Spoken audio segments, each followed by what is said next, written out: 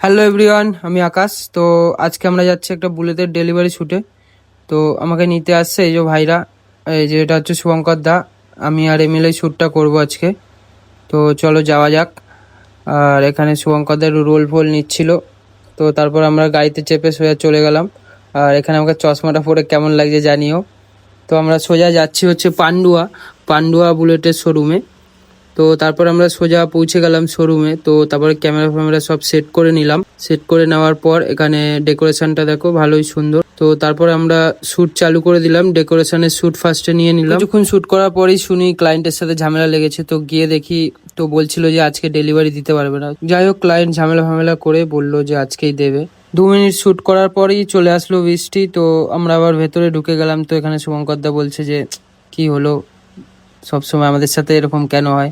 তো যাই হোক, তারপরে কিছুক্ষণ বাদে গাড়িটা দিয়ে গেল। মানে প্রায় আমরা 1-1.5 ঘন্টা বসেছিলাম।